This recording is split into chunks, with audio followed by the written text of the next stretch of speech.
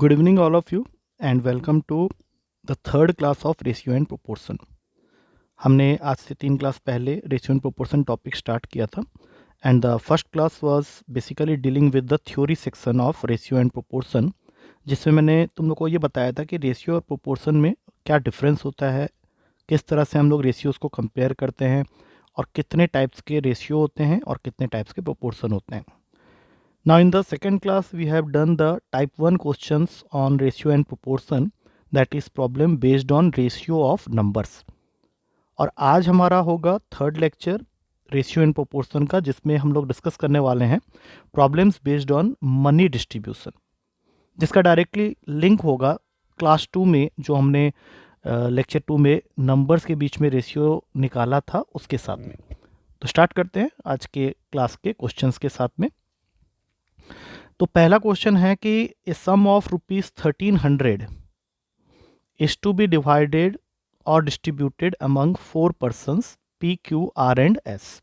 हमें 1300 रुपये को बांटना है पी क्यू आर और एस के बीच में, और कंडीशन है कि P by Q is equals to Q by R is equals to R by S is equals to 2/3।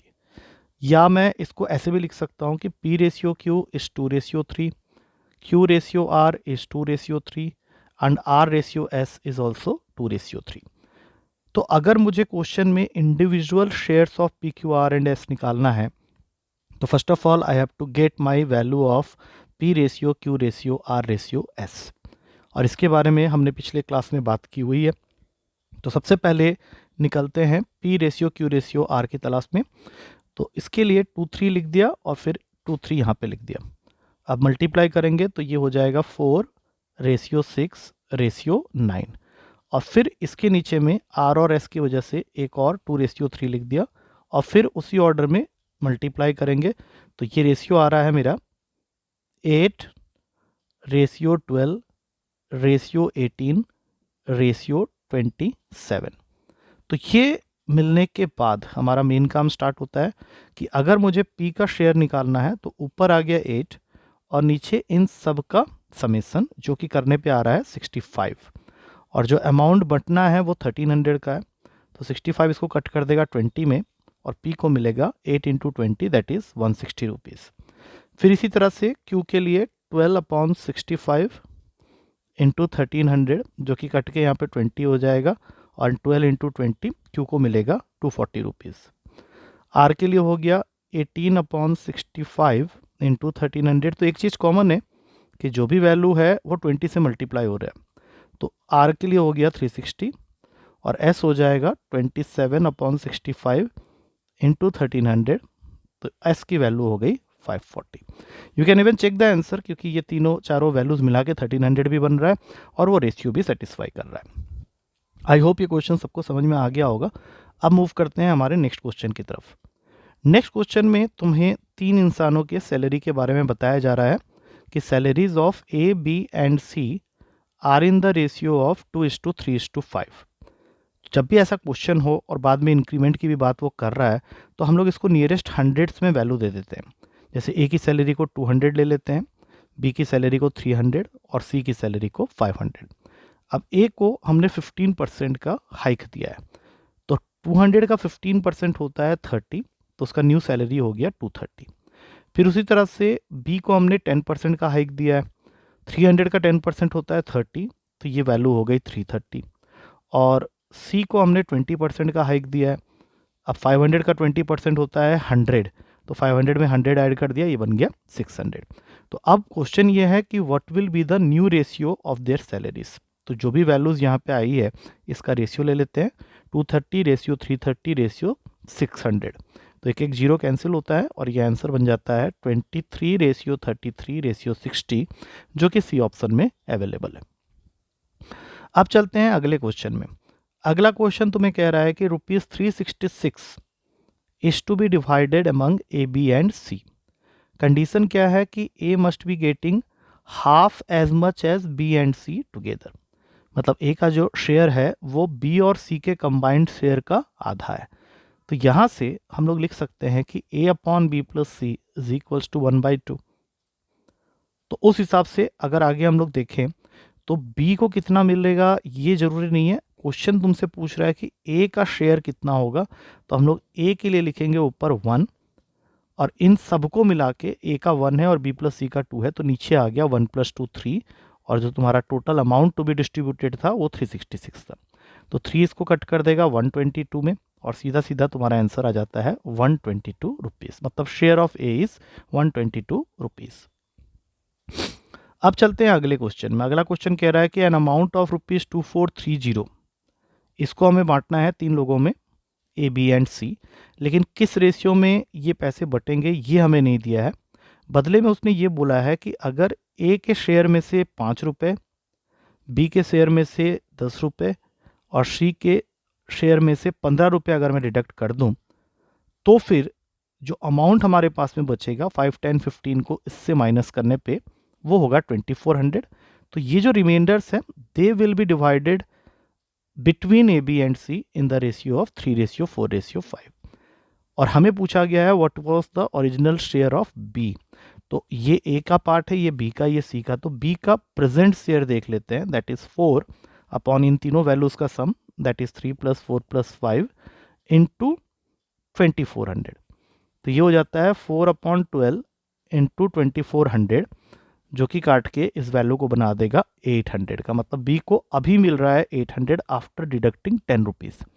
तो ऑब्वियस सी बात है उसका जो ओरिजिनल शेयर निकालने जाएंगे तो उसमें ये 10 रुपये मुझे ऐड करने पड़ेंगे और इसीलिए ये आंसर हो जाएगा 810। तो original share of B was 810। अब चलते हैं अगले क्वेश्चन में। इनकम, एक्सपेंडिचर और सेविंग्स को लेके ये क्वेश्चन है। तो पहले तो मैं फॉर्मूला लिख दूं कि इनकम माइनस एक्सपेंडिचर, मतलब जो तुम्हारा इनकम है उसमें से तुम जितना खर्च कर रहे हो दैट इज एक्सपेंडिचर, तो ये डिफरेंस हमेशा सेविंग्स के इक्वल होता है। तो क्वेश्चन में 2 इंसान हैं A and B. Question start होता है that the ratio of incomes of A and B is 5:4। तो ए के इनकम को मैं लेट कर लेता हूँ 5x और बी के इनकम को लेट कर लेता हूँ 4x and the ratio of their expenditures is 3:2। तो इसको मैं ले लेता हूँ 3y, इसको मैं ले लेता हूँ 2y। Now question is saying that if at the end of the year each saves ₹1600, मतलब दोनों का ही शेयरिंग जो हुआ है, सेविंग जो हुआ है वो 1600 रुपये का हुआ है। तो हमें बताना है what is the income of A. तो अगर इनकम निकालने की बात हो रही है चाहे ए की हो या बी की हो, तो हमें वाई की ज़रूरत नहीं है। तो लीनियर इक्वेशन इन 2 वेरिएबल्स को जिस तरह से हम लोग सॉल्व करते हैं, तो वाई के दोनों कोफिशिएंट को ले लिया और उसका एलसीएम ले लिया। तो 3 और 2 वाई के कोफिशिएंट से, इसका एलसीएम होगा 6। तो यहाँ पे 2 से और यहाँ से 3 में मल्टीप्लाई कर देंगे पूरे इक्वेशन को। तो नया इक्वेशन आ गया 10x - 6y = 3200 और नीचे आ गया 12x - 6y = 4800। अब दोनों को सब्ट्रैक्ट करेंगे तो यहाँ से आ रहा है -2x = माइनस का 1600। दैट मीन्स x हो गया तुम्हारा 800। लेकिन 800 निकालने से बात नहीं बनेगी, हमें इनकम ऑफ ए चाहिए। तो इस x को यहाँ पे जाके 5 से मल्टीप्लाई करना पड़ेगा and hence the income of A becomes 4000 rupees, जो कि सी ऑप्शन में अवेलेबल है। अब चलते हैं अगले क्वेश्चन में। अब इस क्वेश्चन में कह रहा है कि sum of money is to be divided among A B C and D in the proportion of 5:2:4:3। तो एक तरह से इसका मतलब हो गया कि जो भी अमाउंट होगा उसमें ए का शेयर होगा 5x, बी का 2x, सी का 4x और डी का 3x। अब क्वेश्चन ये बहुत क्लियरली बता रहा है कि C gets ₹1000 more than D, मतलब C minus D that is 4x - 3x 1000 के बराबर है। तो हमें तो x ही चाहिए था, वो हम लोग को मिल गया 1000। अब वो तुमसे पूछ रहा है कि what is the B share. तो बी शेयर के लिए 2x में बी की वैल्यू छुपी हुई है, तो 2 × 1000 तुम्हारा आंसर हो जाता है 2000 rupees. That is present in C option. अब चलते हैं अगले क्वेश्चन में। अगला क्वेश्चन है तुम्हारा, ए बैग कंटेन्स 50 पैसे, 25 पैसे एंड 10 पैसे coins in the ratio of 594 amounting to ₹206। मतलब 206 रुपीज़ को हमने एक बैग में रखा है इन द डिनोमिनेशन ऑफ 50 पैसे, 25 पैसे एंड 10 पैसे। तो नंबर ऑफ कॉइन्स जो 50 पैसे, 25 पैसे और 10 पैसे के हैं वो 594 के रेशियो में है। तो मैं इसको ले लेता हूँ 5x, 9x, 4x। लेकिन इस क्वेश्चन में हमें नेक्स्ट स्टेप में उसको वैल्यू के टर्म में कन्वर्ट करना होगा, और जब भी हम वैल्यू के टर्म में कन्वर्ट करते हैं तो हम लोग 1 रुपी को यूनिट मानते हैं ना। 50 पैसे is equals to half of a rupee, तो इसीलिए ये जो 5x हमने लिखा है उसको 2 से डिवाइड कर देंगे। उसी तरह से 25 पैसे इज़ 1/4 ऑफ अ रुपी, तो यहाँ पे जहाँ 9x लिखा है उसको 4 से डिवाइड कर देंगे। और उसी तरह से 10 पैसे इज़ 1/10 ऑफ अ रुपी, तो इस 4x को 10 से डिवाइड कर देंगे। और इन तीनों का जो सम है that must be equated to 206। अब इसके बाद कैलकुलेशन करना है। 2 4 10 का एलसीएम होता है 20, तो यहाँ आ जाएगा 50x, यहाँ आ जाएगा 45x और यहाँ आ जाएगा 8x। तो कुल मिला के ये बन जाता है 103x upon 20 is equals to 206। 103 206 को 2 में कट कर रहा है, तो x की वैल्यू आ गई 40। लेकिन अब हमें निकालना क्या है, number of coins of each type. तो 50 पैसे की अगर मैं बात करूं तो उसका नंबर ऑफ कॉइन्स हमने स्टार्टिंग में लेट किया था 5x, तो 5x का मतलब हो गया 5 इंटू 40 दैट इज 200। तो वैल्यू वाइज अगर 50 पैसे के कॉइन्स 200 हैं तो उसकी वैल्यू होगी 100। अब उसी तरह से 25 पैसे के कॉइन्स को हमने 9x लेट किया था, तो 9 इंटू 40 ये हो गया तुम्हारा 360 कॉइन्स। लेकिन 25 पैसे के हैं इसलिए इसका वैल्यू हो जाएगा रुपीज़ में 90 रुपीज़। और 10 पैसे के कॉइन्स को मैंने लेट किया था 4x, और वो 40 निकले हैं, तो 4 इंटू 40 ये हो गया 160। अब 160 10 पैसे के कॉइन्स हैं, तो वैल्यू वाइज रुपीज़ में उसकी वैल्यू हो जाएगी 16 रुपये। अब तुम यहाँ चेक कर सकते हो कि इन तीनों वैल्यू को ऐड करके जो वैल्यू आ रही है वो 206 के इक्वल आ रही है। तो तुम्हारा जो फाइनल आंसर्स होगा 50 पैसे के लिए 200 कॉइन, 25 पैसे के लिए 360 कॉइन और 10 पैसे के लिए 160 कॉइन। अब चलते हैं अगले क्वेश्चन में। अगला क्वेश्चन कह रहा है कि 8400 को हमें डिवाइड करना है 3 लोगों के बीच A, B एंड C, लेकिन रेशियो इस बार रेशियो के फॉर्म में दिया हुआ है। तो ऐसे क्वेश्चन में सबसे पहला काम यही होता है कि तुम इसको सिंगल रेशियो में कन्वर्ट कर लो, और उसके लिए तुम्हें निकालना पड़ेगा 5 6 10 का एलसीएम, जो कि होता है 30। तो 5 को 30 बनाने के लिए 6 से मल्टीप्लाई करने की ज़रूरत है, तो ऊपर नीचे मल्टीप्लाई कर दिया। अब 6 को 30 बनाने के लिए 5 से मल्टीप्लाई करने की ज़रूरत है, तो ऊपर नीचे मल्टीप्लाई कर दिया। और 10 को 30 बनाने के लिए 3 से मल्टीप्लाई करने के लिए ज़रूरत है, तो वहाँ पे भी 3 से मल्टीप्लाई कर दिया। अब डिनोमीटर कट गया और ये सीधा तुम्हारा शेयर बता रहा है, ए का 6, बी का 5, सी का 3। और क्वेश्चन कह रहा है कि हमें ए के शेयर को फाइंड आउट करना है, तो ऊपर आ गया 6, नीचे इन तीनों का सम दैट इज़ 14, 6 + 5 + 3, और टोटल वैल्यू जो थी वो 8400 की थी। तो ये इसको कट कर देगा 600 में, और ए का शेयर हो जाएगा 3600, जो कि सी ऑप्शन में अवेलेबल है। अगला क्वेश्चन है, A certain amount of money is to be divided between P and Q in the ratio of 3:5। लेकिन उसने ये अमाउंट ऑफ मनी जो इससे पिछले सारे क्वेश्चन में दिया हुआ था इसमें नहीं दिया हुआ है, और वही निकालना है। तो लेट कर लेते हैं कि ये अमाउंट जो है वो x है, जिसको हमें P और Q के बीच में बांटना है इन द रेशियो ऑफ 3:5। तो ऑब्वियस सी बात है कि P का शेयर हो जाएगा 3/8 ऑफ x और Q का शेयर हो जाएगा 5/8 ऑफ x। लेकिन but it was divided in the ratio of 2:3। उस रेशियो में डिवाइड नहीं हुआ पी एंड क्यू के बीच में पैसा जिस रेशियो में वो डिसाइड हुआ था, instead it is divided in the ratio of 2:3। तो फिर इस केस में पी का शेयर हो गया 2/5 ऑफ एक्स और क्यू का शेयर हो गया 3/5 ऑफ एक्स। और इस पूरे ट्रांजेक्शन में Q has a loss of ₹10। मतलब इनिशियली जो उसको वैल्यू मिलनी थी वो ऑब्वियसली ज़्यादा होती, और जो अब मिली है वो कम है, और वो डिफरेंस जो है वो 10 का है। तो अब यहाँ से तुम इसका एलसीएम ले लो, 40 का बनेगा। यहाँ आ गया 25x, यहाँ आ जाएगा तुम्हारा 8 5 25 4 12x। एक बार इसको चेक कर लेंगे, 5/8 of x minus 3/5 of x, 40 हो गया। 8 से मल्टीप्लाई करेंगे 24x, और ये पूरी वैल्यू आ रही है 400 की। मतलब जो इनिशियल अमाउंट जिसको डिवाइड करना था वो था 400। अब चलते हैं अगले क्वेश्चन में। यहाँ पे तुम्हें बताया जा रहा है the wages of labourers in A factory has increased in the ratio of 22:25। मतलब वेज जो है लेबरर्स के एक फैक्ट्री में 22 से बढ़ा के 25 कर दिया गया, but their number is decreased in the ratio of 3:2। तो नंबर ऑफ लेबरर्स को हमने कम कर दिया है लेकिन उनके वेजेस को बढ़ा दिया है। अब क्वेश्चन पूछ रहा है what was the original wage bill of the factory if the present wage bill is 5000। तो ये पूरा क्वेश्चन एक पर्टिकुलर फॉर्मूला की तरफ चला गया है, that is wage bill of the factory. किसी भी फैक्ट्री में जो भी लेबरर्स काम करते हैं उनको at the end of the day wages देने होते हैं। ये डिसाइड होता है वेज बिल से, और वेज बिल डिपेंड करता है दो चीज़ों के ऊपर। पहली चीज़ क्वाइट ऑब्वियस है, कितने लेबरर्स काम कर रहे हैं फैक्ट्री में, that is number of labourers into wage, कि डे के एंड में एक लेबरर को हम कितना पैसा दे रहे हैं। तो क्वेश्चन स्टार्ट होता है कि wages of labourers in A factory has increased in the ratio of 22:25। मतलब अगर पहले 22x मिल रहा था तो अब 25x मिल रहा है, लेकिन नंबर ऑफ लेबरर्स को हमने 3:2 में कम कर दिया। मतलब पहले अगर 3y काम कर रहे थे तो अब 2y काम करते हैं। तो ये फर्स्ट वाला जो है that is the original wage bill of the factory, और ये दूसरा वाला जो है वो तुम्हारा प्रेजेंट वेज बिल है। और इन दोनों में से किसी एक की वैल्यू हमें दी हुई है और दूसरा निकालना है। तो यहाँ पे हम लोग देख सकते हैं कि प्रेजेंट वेज बिल 50xy, उसकी वैल्यू दे रखी है 5000। तो यहाँ से xy आ जाएगा 100, और हमें निकालना है ओरिजिनल वेज बिल जो कि प्रोडक्ट वाइज बन जाता है 66xy।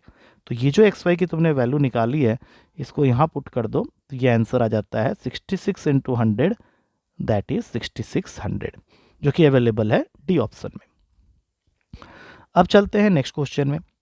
ए person divided ₹10,800 among his 3 sons. उसके 3 बेटों में एक पर्सन ने 10,800 रुपये को बांटा है इन द रेशियो ऑफ 3:4:5। अब इनमें से जो सेकंड बेटा है उसके बारे में बात हो रही है, तो पहले उसका शेयर निकाल लेते हैं। सेकंड सन का शेयर हो जाएगा 4/12 इंटू 10,800, जो कि काटने के बाद मिल रहा है हमें 3600 सेकंड सन का शेयर है। अब ये क्या करता है, ही केप्ट ₹1000 फॉर हिमसेल्फ, वो अपने पास रख लेता है 1000 रुपीज़, और 600 रुपये दे देता है अपनी वाइफ को। तो 1000 + 600 उसके शेयर में से 1600 रुपीज़ जो है वो चले गए। तो अब बचा उसके पास में 3600 माइनस 1600, दैट इज 2000। अब इस 2000 को वो डिवाइड कर रहा है among his 2 daughters in the ratio of 11:9। तो क्वाइट ऑब्वियस है कि वन ऑफ द डॉटर्स को मिलेगा 11/20 × 2000, और दूसरे वाले को मिलेगा 9/20 × 2000। और क्वेश्चन भी तुमसे यही पूछ रहा है कि one of his daughters received how much. तो अगर मैं इसको सॉल्व करता हूँ तो ये मुझे दे रहा है 1100, और अगर मैं इसको सॉल्व करता हूँ तो ये मुझे दे रहा है 900। अब इन दोनों में से कोई एक तो ऑप्शन में ज़रूर होगा। तो I can see very clearly कि सी में 1100 रुपीज़ है, तो 1100 इज़ द करेक्ट आंसर। अब नेक्स्ट लास्ट क्वेश्चन की तरफ मूव कर रहे हैं हम लोग। ये if a sum of ₹275 is to be divided among Ram and Shyam. हमें राम और श्याम को मिला के 275 देने हैं, लेकिन कंडीशन क्या है कि Ram gets more than 3/4 of what Shyam gets. मतलब मान लो श्याम को मिल रहा है S, तो राम को कितना मिल रहा है, जितना श्याम को मिल रहा हो तो मिल ही रहा है, और उससे 3/4 ज़्यादा ही मिल रहा है। तो Ram is equals to S + 3/4 of S, that makes it 7S/4। मतलब राम अपॉन श्याम का जो रेशियो आ रहा है वो 7/4 का आ रहा है, और हमें फाइंड करना है राम का शेयर। तो राम का शेयर हो जाएगा यहाँ से 7 अपॉन इन दोनों का सम, दैट इज 11 × 75। तो अगर मैं इसको कट करता हूँ तो ये 25 में कट हो जाएगा, और राम का शेयर आ जाता है 175। और अगर हम लोग ऑप्शन देखें तो ये ऑप्शन अवेलेबल है बी में। तो I hope with this we come to the end of this particular video, जिसमें हमने टोटल 12 क्वेश्चंस किए हैं, and all this questions have come in previous year papers from both AFCAT and CDS. Paper में money distribution को लेके तुम्हारे questions एफकेट में तो पक्के रहते हैं, सीडीएस में भी occasionally they give questions on this, तो तुम्हारे लिए एक one of the important topics में आता है। तो इन सारे क्वेश्चंस को एक बार अच्छे से स्टडी कर लेना, because it will be more helpful to you in your exam time. और कोई क्वेश्चन समझ में ना आए तो you can always ask me in the comments box. तो टिल देन, अगली क्लास में जाने से पहले जो कि हमारा अगली क्लास जो होगा that will be based on mixture and alloys, जो कि हम लोग कल डिस्कस करेंगे। तो till then take care and thank you to all of you.